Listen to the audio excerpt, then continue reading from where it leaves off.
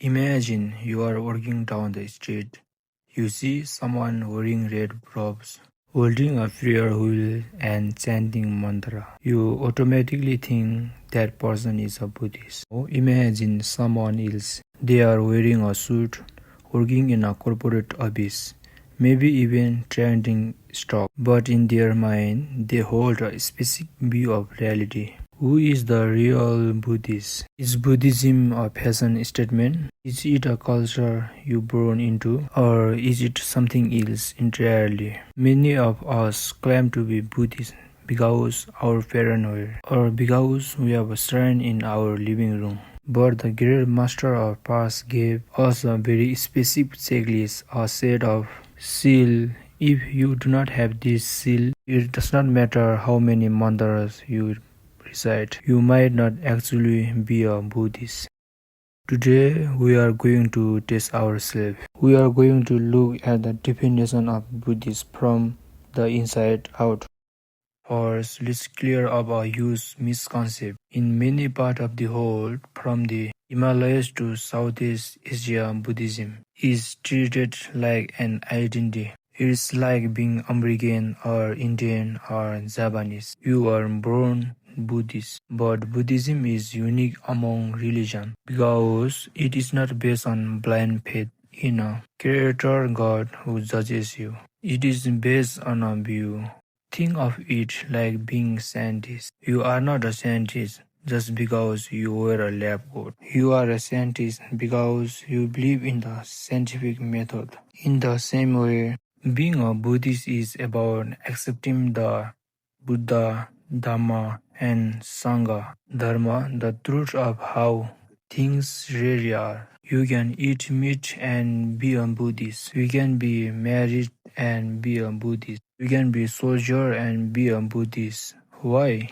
Because the transformation happens in the mind, not necessarily in the clothes you wear. Before we get to the philosophy, there is one conscious decision that separates a Buddhist from a non-Buddhist. It is called taking refuge. We all take refuge in something. When we are sick, we take refuge in medicine. When we are lonely, we take refuge in our parent or social media. When we are broke, we take refuge in money. But Buddhists realize that while those things are useful, they are temporary. They cannot save you from the ultimate problem of life, old age, sickness, and death. So, Buddhists decide to take refuge in the three jewels. 1. The Buddha, not as a god, but as the ultimate teacher who showed the way. 2. The Dharma, the path and the teaching that actually heal our suffering. 3. The Sangha, the community that supports us in the path. If you fundamentally trust that the Dharma is the only way to lasting peace, you have stepped through the door. Now let's get to the core test. In the Tibetan tradition, there is a teaching called the Four Seals. If you accept these four statements as true, you are a Buddhist, even if you have not never meditated a day in your life. Seal number 1. All compounded things are impermanent. Look at your hand. Look at your house. Look at your relationship. They were created by cause and condition coming together. Because they came together, they must eventually fall apart. Did you accept that you will die? Did you accept that your saving account might vanish? Or that your favorite teacup will break? A non-Buddhist fight this. Buddhists accept this as the nature of reality.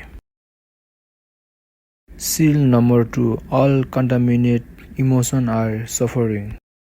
This is a hard one. We usually think, wait, buy a new car, make me happy. But Buddhism teaches that happiness based on external thing is just suffering in waiting. Why?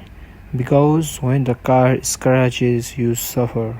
When the novelty wears off, you want a new one. This cycle of craving is called dukkha.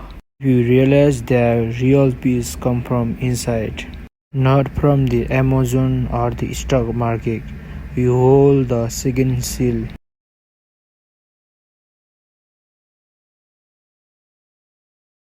Seal number 3. All the phenomena are empty and selfless. This does not mean nothing exists. It means nothing exists independently. Think of a flower. Is the flower the petal? No, it is not the stem. No, the flower is made of non-flower elements. Sunshine, rain, soil, and time. Without those, there is no flower. Similarly, there is no solid. You that is unchanging.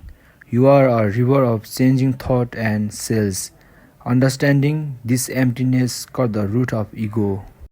Seal number 4. Nirvana is beyond concept. Many people think Nirvana is like heaven, a place in the sky with golden gates. But in Buddhism, Nirvana is simply the cessation of confusion. It is the silence when the noise of the ego stops.